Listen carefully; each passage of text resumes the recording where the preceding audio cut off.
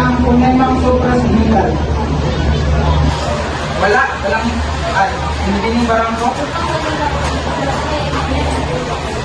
Yan, magaling, maraming salamat. Bago tayo dumako sa ating talakayan, ay magkakaroon muna tayo ng aktibidad. Ang aktibidad na ito ay pinamagatang kita-kita. So, bibigyan, narito ang panuto. Una ay papangkatin ng guro ang buong klase sa tatlong grupo. Makikita ninyo ang inyong mga grupo sa inyong name-tag. Kung ano ang kulay ng inyong name-tag, ay yun din ang inyong grupo. Sige. Ano ang grupong tao? Sino? Bangka tao? Bangka libre at bangka? Personnel. Sige, bisan. Dragon grupo.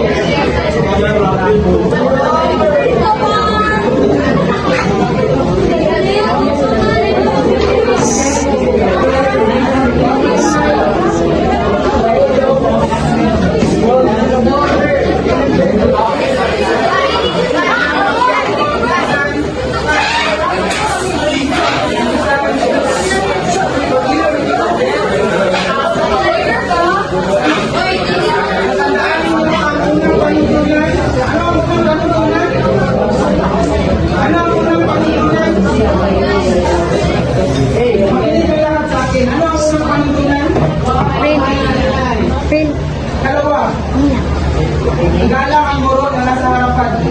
Dito. Magaling tandaan niya, gumilang sa salita, dapat kayong gumispeto. So, sa ikalawang panuto ay bibigyan ng guro ang bawat pangkat ng isang papel na may halo-halong letra. Hanapin ng mga mag-aaral ang salitang makikita sa PowerPoint. Sunod ay bibigyan lamang ng 3 minuto ang klase para hanapin ang mga salita. So, narito ang pangkat kuneho, pangkat tao, pangkat tigre. Kapag nakalimutan na ninyo ang mga salita, sabay-sabay kayong lahat na sisigaw ng, "Oy, kita na!" At itaasan ninyo mga flaglets. So, magsisimula na tayo. So, narito ang nasa inyong box, sa inyong kahon. Ngayon ang nakalagay. Hanapin ang mga salitang ito. So, magsisimula na kayo sa ngayon na.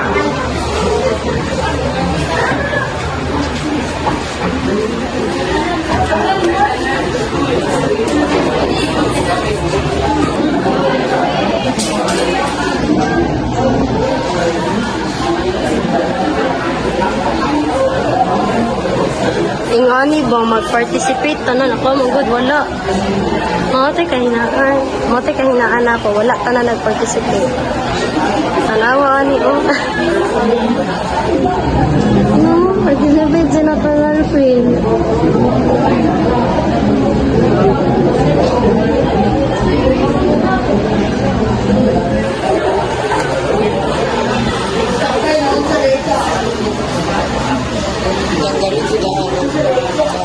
Mana. Di ko siya mo pilit. Mas pilit ang double sided. Hoy, kita na!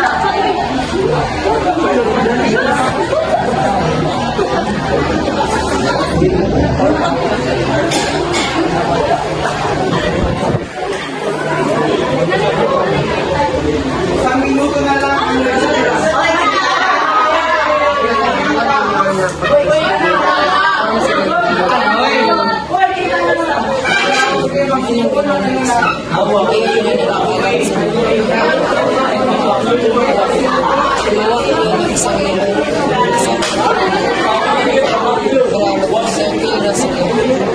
Unang natapos ang taong pangalawa ay ang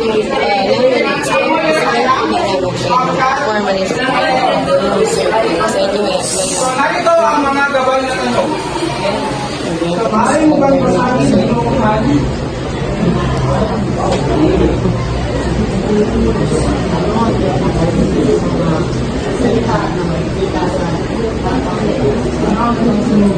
Wala, wala tayo copy.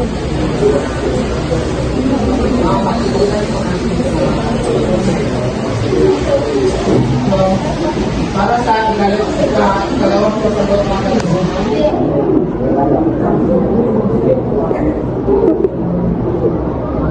Si Ginoong ay si Binibining Salatayo.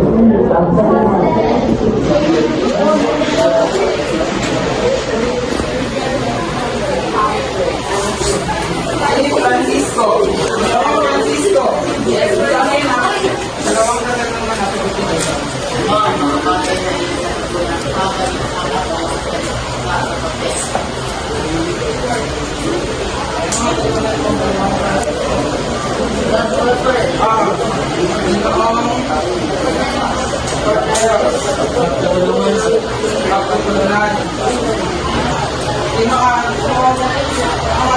Ecoteros ay magtutulungan sa iyo. Para naman sa ikatlo, ano ang ating tingin na ating pagsasatalakayin ngayon? Tingnan natin. Suy! Layunin. Ating katalakayin ngayon ay tungkol Layunin. sa Layunin to. ano nga ba ang kabula? So, bago umihan, ay aalamin muna natin ang layunin. Kadungot siya sa layunin. Pero sige lang, ano daw siya, kitawan siya. Iba-iba mo dito ang title mo.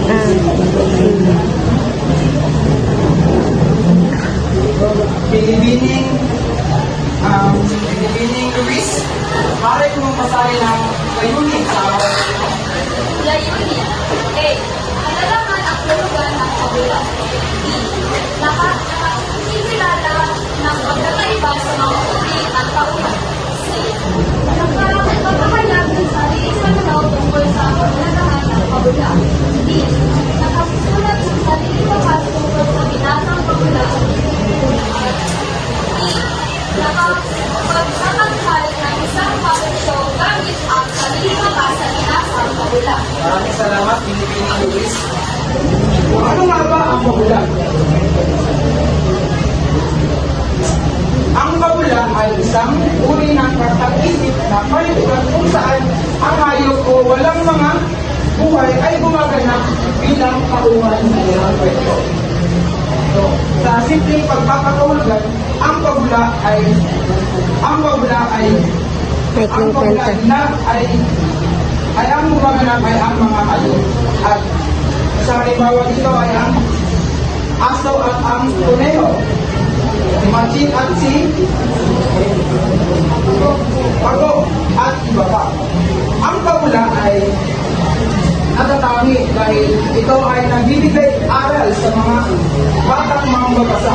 Bukod dito, ang kabula ay tinawag din ang tatang nagbibigay ng aral. So, laging tandaan na ang kabula ay ito yung mga saikling kwento na nagbibigay ng aral sa mga batang mambabasa. Dumako naman tayo sa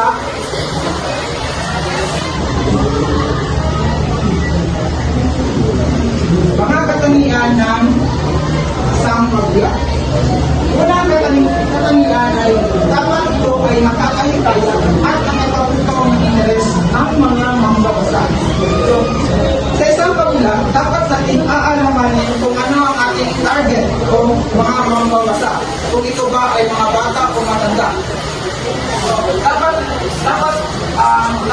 alam natin kung paano sisimulan ang isang kabula, dapat ay nakakahikayat ito at nakakabukaw ng interes ng isang mga.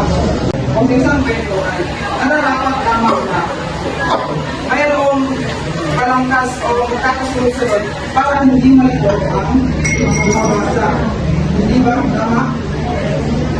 Kung nauna si Bakas, magkakaroon ng kalituhan na nagresulta sa hindi mo maunawaan ang inyong binabasa. Sunod naman ay ang isang pamula ay dapat mapapalahon. Isang halimbawa nito kung ang bata, anong mga nakikita ng bata sa kapaligiran? Hayop, aso, ako, pusa, di ba?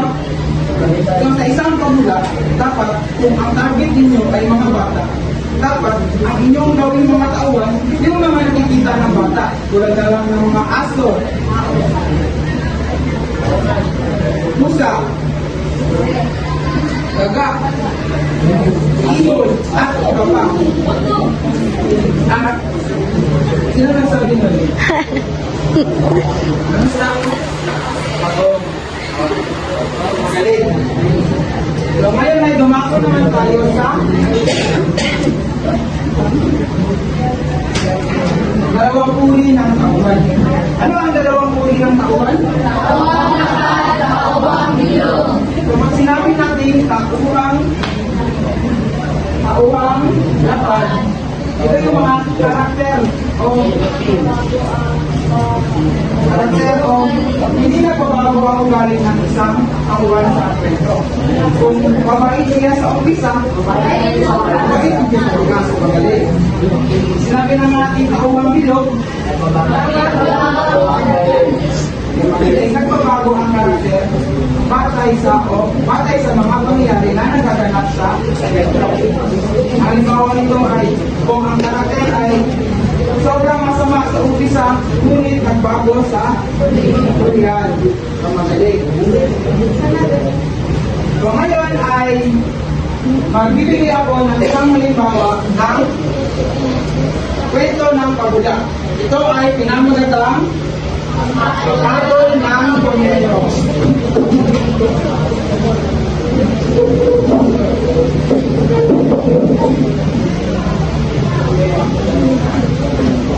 Binibining Luis, maaari mo bang basahin ang ating pabula sa araw na ito?